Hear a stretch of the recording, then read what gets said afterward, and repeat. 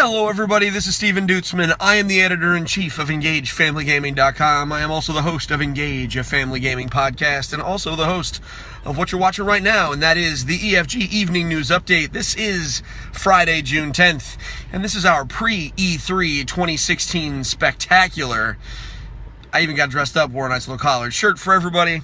So, not much in the way of news today, except for one huge thing, and we're going to talk about that in a moment. But first, I wanted to plug a few things. Next week, I will not have my day job, which means that the evening news spectaculars that I've been doing, they're going to be a little bit different. What I will be doing is, at the close of every press conference, I will come on and do a live video from my office, just like this. I won't be in my car for that one. That'd be weird. I'd be coming upstairs, coming out. It'd be silly. But I'll be doing a live video just like this, where I will show you my reactions. I will talk about what was announced, what was not announced, etc. And we will do that for each of the main conferences.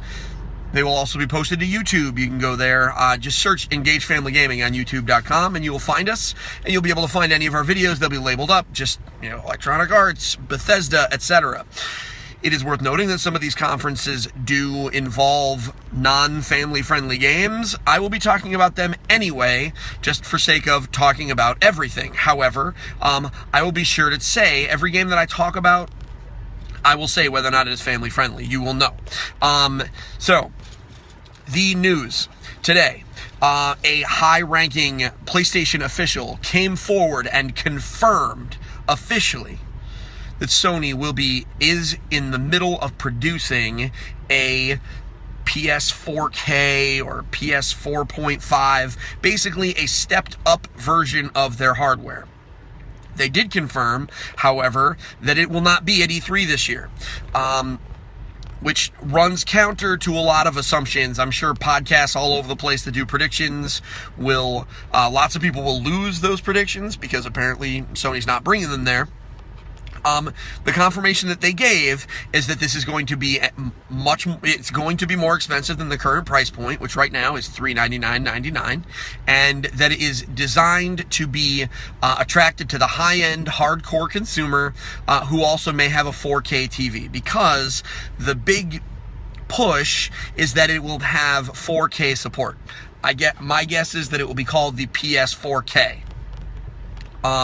Because they're fancy like that. So, they were asked in this interview whether or not there were concerns. Sorry, I'm looking around see, I thought I saw something on the outside the window. It was not. So, there were some concerns.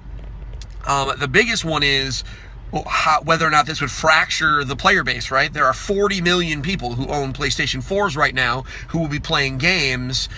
What is the likelihood that new games will come out that are going to have... Okay, that's what happened. My middle son climbed up in a tree and got stuck. Okay, he's good. My wife is letting him down. So the idea is, if games are eventually made and optimized for the PS4K, are they going to leave behind those 40 million people who helped make the PlayStation 4 as popular as it is? That's a very good question. Now, they said that they were not concerned. They said the vast majority of games will support this 4K technology, but that their goal is, and their mandate is, that games are going to need to play on both systems. This is going to be like what PC gamers have. In essence, PC gamers, the way that it works, you can go in, there are settings, you can turn it on ultra, and you get better draw distance and more particle effects and all that jazz. It's not really sure what they're going to do, but we know that it's going to be more power. Obviously, one of the bigger pieces here is that it's going to support the virtual reality, which obviously is a big deal. So, that's the big piece of news. I'm interested. Here I am using the word interested again. I've been doing that a lot. So, the fact that they're not announcing it now is very interesting. There's some games. I did it again. There's obviously some gamesmanship here, right? They know obviously that there was a leak. They knew they were working on it years ago. So they knew there was going to be that there was a leak. They knew about the fan reaction to it. They knew that when the rumors hit, and when Kotaku broke this story months ago, there was a huge amount of fan outcry. People who purchased the system already were like, why am I going to have to buy another piece of hardware in order to fully enjoy my PlayStation 4 games to the maximum? I don't necessarily disagree with those people. Obviously, this console was not necessarily designed for all of them. However, if you bought a PlayStation 4 day one, you're an early adopter. You are, you probably have a 4K TV. You are someone who is keyed into the technology universe. So yeah, a new 4K PlayStation 4 is going to be right up your alley. You're going to do it. So I think that it is interesting that Sony got an opportunity from, and I said interesting again, by the way. Yes, I am, my wife reminds me every night. So they had an opportunity to reevaluate their plan. They could very well have been planning to just launch it and just put it out and say, here, it's a new thing. Now they have hindsight, right? They now, because they can see the reaction based on an announcement they didn't even make. So and they have been so on point this generation with being kind of attached to the pulse of the consumer. So I really think that this is it's certainly a big deal, but this does give them an opportunity to change their messaging. And I think that this could very well have been originally slated for a release, but then they realized fan outcry, if they just plopped it out there, was probably not going to be the best, so maybe they're waiting. We don't know when it's going to they said that it's not going to be at E3. So does this mean they're going to do an off-cycle event? Are we waiting until next year? That's going to be a question we're going to have to ask ourselves after we hear what they have to say at their E3 press conference. Now, I've had a whole bunch of people ask me. They've asked me in the community page. You can get there, engagefamilygaming.com/community. They have, I've gotten some tweet PMs and some emails, some questions asking, is now the right time to buy in? Today, no. If you were planning on buying a PlayStation 4 or an Xbox One, or frankly even a Wii U, don't do it. The E3 is next week. It is Friday as we record this at, 5:40 in the evening, Eastern Standard Time. You've got a weekend. Just don't buy one now, because Sony is on Tuesday, Microsoft is on Monday. Wait until after the press conference of the console that you're thinking of buying. And the biggest reason is, they may not be bringing out these new consoles, but they might have price drops. They might drop hints. There might be analysis. We're going to look at it. Do not buy in now. With that said, after this, if they make if neither, because apparently Microsoft is also working on a unconfirmed device very similar. They call it Project Scorpio, which I think is a little pretentious, but whatever, it's hardware.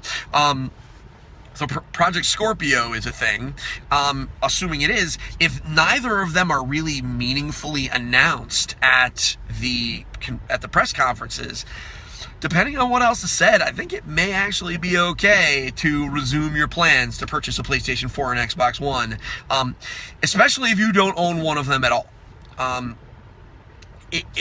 Ultimately, buying a console is a deeply personal decision, so I certainly can't tell anyone what to do, but at the very least, the only thing I'm going to do is say wait until next week. We'll reevaluate. I'm definitely going to do an article. I've started working on some of it about whether or not you should buy a console and what evidence there is to support going in either direction, because I'll be honest, outside of the next 4 or 5 days being an absolute no, I don't know what the answer is.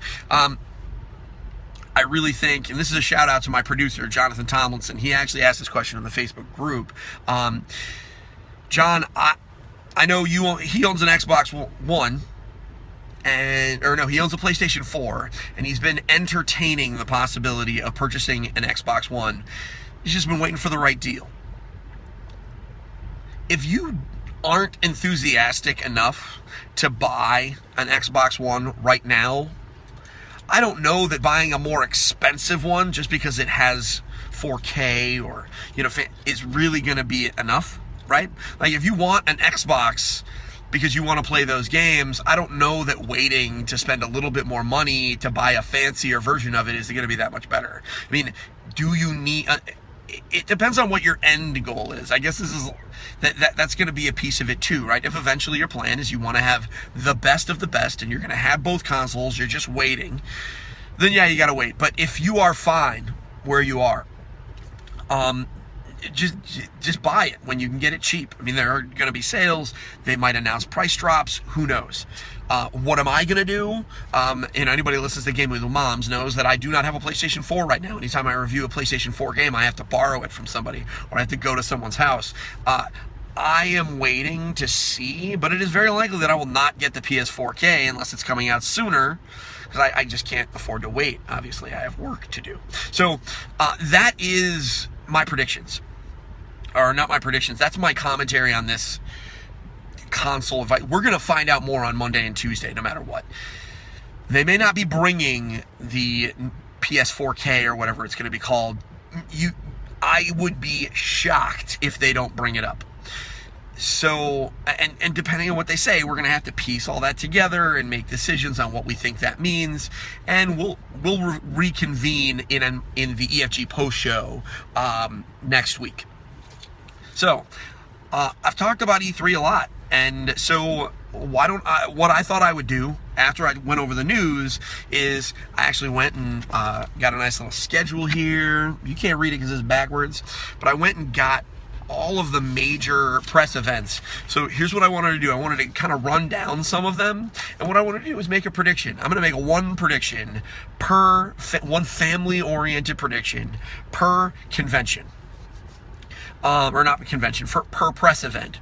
And why don't the people at home, let's keep score and see how I did. So, the weekend opens on Sunday at 4 p.m. Eastern Standard Time. That's 1 in the afternoon for those folks over in LA, with the Electronic Arts event. Electronic Arts, in case you did not know, they're the folks that do Madden. They are the folks that do NHL hockey. They also do, they just put out Mirror's Edge. They do Plants vs. Zombies Garden Warfare. They also do Mass Effect. They're a big publisher. My prediction is that they're going to announce a new and improved version of NBA Live. It's likely going to be terrible, but they're going to call it new and improved. Now, why do I think that? It's pretty straightforward. They are going to do this because NBA 2K16 is one of the best-selling video games every year. It charted on the NPD, which is a stat. They are a company that tracks video game sales. NBA 2K16 charted in the top 10 of video game sales every month for the year after it went out. It's absolutely crazy. So EA is not going to let this go. They put out NBA Live forever. They're going to do it again. And they're going to try something new. I don't know what that new is, but they are going to try some fundamental change in the way the game is played in an effort to try and eat some of NBA 2K16's lunch. I also predict, this is the second one, so I know I said one, I also predict that we are going to see the Star Wars digital collectible card game, the Hearthstone Star Wars edition. I believe that we will see it. At the very least, we will see art from some of the cards, if not an actual full-on gameplay demo. Those are my two predictions for EA. So, we fast forward to 10 p.m. Eastern Standard Time. Man, Sunday I'm going to be up so late. And we get Bethesda. Bethesda makes Skyrim. They made Fallout. They made Doom. They didn't make it. They're a publisher with a number of different studios that they own. This is going to be the least family-friendly conference because that's really not what Bethesda does. Bethesda does mature games. So my prediction here is fairly straightforward. I believe that they will announce that Machine Games, the company that did Wolfenstein: The New Order, will make a sequel to Wolfenstein. So it'll be Wolfenstein: The New Order 2 or whatever. Not a family-friendly game, but it is what it is. So the next morning, we roll out at 12:30, and that is the Microsoft press conference at E3. So Microsoft, they are obviously a huge publisher. I think that it might have been a little too late, the way this interview came out, for them to adjust and maybe talk more about their and talk more about the Xbox One Scorpio. So if they weren't already planning to talk about it, I don't think that they're going to start. So, but they obviously have a lot of games on their plate. The biggest one, I think, that will be relevant to us as families is a game called Sea of Thieves, which is a pirate game that is kind of like a persistent online game, very similar to Destiny.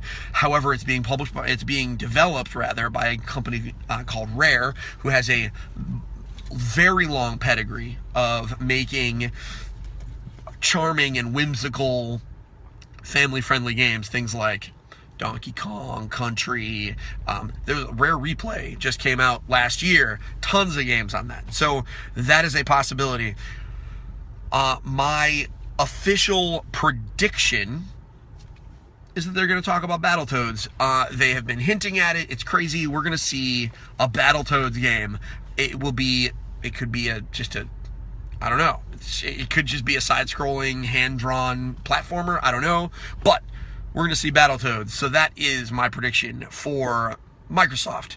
We fast forward. There's a PC gaming show. I'm going to be honest with you folks. I have no idea what they're going to show there, because the vast majority of the games that appear on PC, obviously there are some exceptions. PC Master Race people, don't beat me up. But most of those games appear on other consoles. PC is just kind of it's got everything, but it has everything that appears on console, so there's no need to kind of waste space. I expect this will have a lot of VR, but I really don't know. I really don't. This is crazy. So, but after that, we've got Ubisoft. Ubisoft does Assassin's Creed, Watch Dogs. They do Just Dance. They do they do a lot. I expect this press conference is always hosted by Aisha Tyler, who is a comedian. She's on The View or The Talk, one of those two. I'm not really sure. It's the one on CBS, so I think it's The Talk. She also is a voice actress in Archer, which is a not family-appropriate game, or not family-appropriate cartoon. She's also hilarious. My prediction here has to do with Just Dance. Obviously, Just Dance is one of the biggest selling games they have. I believe that they will have they always show a song off. I believe that the song will be a track from Meghan Trainor's new album. That is my prediction. Now, I know it's a little weird that I'm bringing up Meghan Trainor on a family gaming podcast, family gaming video. But that's my prediction. I believe that the lead-off song for Just Dance 2017 will be off of Meghan Trainor's new album. So that's my Ubisoft prediction. I also very strongly believe that we're going to see actual gameplay from South Park: The Fractured But Whole. That is in fact the name of the game. I can't wait for that, but I'm not going to play it with my kids. So we fast forward until 9 o'clock Eastern Standard Time, and that's Sony. Sony is a huge publisher. They are so huge, and they've been dominating the market with the 40 million PS4s sold. Last year was just a string of announcements. Many of them were huge surprises. And I think they're not going to be able to keep this up. They have a number of first-party studios that they own that we don't know what they are doing. I expect that we will find out what many of those things are. Horizon Zero Dawn has already been delayed. We talked about that early in the week. It's been delayed until the end of February of 2017. However, this is one of their flagship games, so I fully expect that we will see what they are doing. And we should see a lengthy gameplay demo, because, man, that game looks amazing, and it's going to be one of the pillars of the first quarter of the year, and they want that game to sell like crazy. So, predictions for Sony, a little tricky. I believe this is my prediction, that they are going to have a Final Fantasy VII they're going to show playable footage from Final Fantasy VII Remake. What that is, I don't know, but we're going to see actual gameplay, and if we're lucky, we might even hear voice acting. But that's not I'm not predicting that. I'm predicting that we will see Final Fantasy VII on the stage.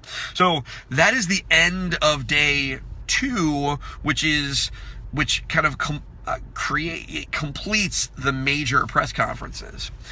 You'll notice I left Nintendo out. Nintendo is not holding a digital event. Historically, they've published a YouTube video that was a digital event that was that went over their games. They're not doing that this time.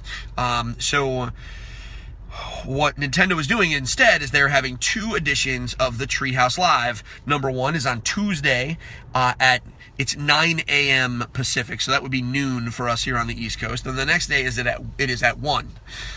Day 1, they're opening up with first actual gameplay footage of Pokemon Sun and Moon. I'll tell you what, my kids are super excited about that, and so am I. We don't know exactly how much they're going to show, but that's going to be great. Following that immediately is going to be an in-depth look at the next Legend of Zelda game, which I think is huge. We're going to finally get the subtitle and maybe the gimmick, and they're going to start by showing some real gameplay footage of the game. Can't wait to see it. You're going to want to tune in after that show, or at the very least watch the video on YouTube, because I think my face is going to melt off, because I'm a huge Nintendo fanboy. Anyone that has been watching Engage Family Gaming for a while knows that, and my face is going to melt. I'm going to make a prediction for day 1. They know that day 1, being that it's a 1-2 punch, Pokemon Sun and Moon and Legend of Zelda, my prediction is that somewhere during Treehouse Live number 1, they're going to announce or maybe even give screenshots or footage, etc., of the next mobile game. That is my prediction. There are going to be thousands of eyes on that screen. I don't know that the game will come out. That'd be crazy. But there's going to be a lot of people watching their computers, watching their phones, paying attention.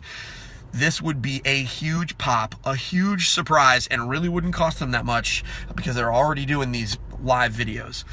So that is my prediction for episode 1 of Treehouse Live.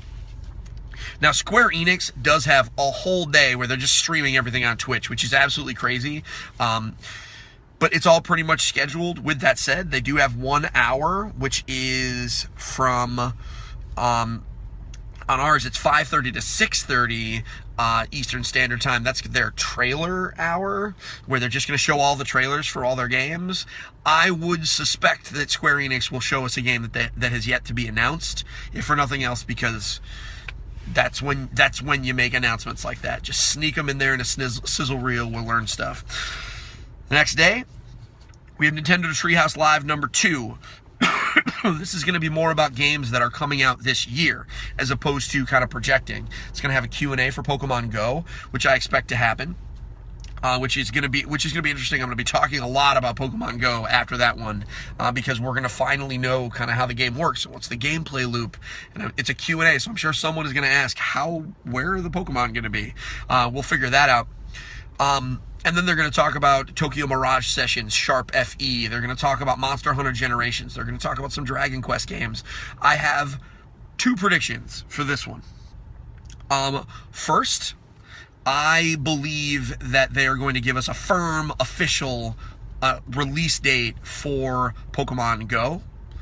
I think it's even possible that will come out, that announcement will be that it is out right now, meaning it's out in the live. You'll be playing it by the end of that week. I think that would be crazy, but that is my prediction. Number 2, I believe that they will announce a game using Treehouse Live number 2. They will announce a game that's coming out later on this year that we have not heard of, and we will see some kind of footage because they have games. I'm certain of it. So that is it, folks. Those are my predictions. Now, I'm not the only person with predictions. I would love for you to put in the comments of this video what you think. And what do you think about my predictions? Do you think I'm right? Do you think I'm wrong? Obviously, when we come back, this is going to be Wednesday evening, probably around 8 o'clock Eastern time. I'm going to come on and I'll do a live video. I believe it will be via Periscope, but just follow the page, follow me on Twitter. I will talk about it. We will do I'm going to do a video where I recap all my predictions, and where I will we'll talk about how wrong I was or how right I was, and we'll talk about the convention experience as a whole. You know, what have all of them looked like? What do we think gaming is going to be for the next year? That should be an interesting conversation to be in, so be ready for that one. I'll announce when it's going to be on Wednesday morning, but definitely if you want to be part of the conversation, be near your phone or your computer 8 o'clock-ish Wednesday night. That's it, folks. E3 is coming up. I'm going to be spending the weekend preparing for it, cleaning up my office, getting it all ready. I am excited. I'm off from the day job, so this is my job. And taking care of you guys is my job too. So, the best way to get a hold of it, like me on Facebook, and I'm going to be all over Twitter. So, on Facebook, just search Engage Family Gaming. You'll find it. Join the community, because we're going to be talking about it all week too. And that would be engagefamilygaming.com/community. Twitter, we are at EF Gaming. Make sure you like the page. You can set it in your settings so that you see Engage Family Gaming notifications first on your feed, so that way you never miss a thing. And that helps me too, obviously. So that's it, folks. I do hope you have a great weekend. Lots of cool stuff. Voltron's coming out today, so if you want to binge watch something with your kids, that'll be great. Warcraft is out tonight, so, you know, Loktar, Ogar, all that, you know, for Orgrimmar, you know, whatever. So everybody enjoy your weekend. I will see you guys like crazy on Monday. Well, actually, it'll be Sunday night. The first time you'll hear from me is going to be 5:30-ish after the Electronic Arts show, where we talk about it from there. Okay? So this is Steven signing off. Until next time, play more games with your kids. We'll see you later. Bye now.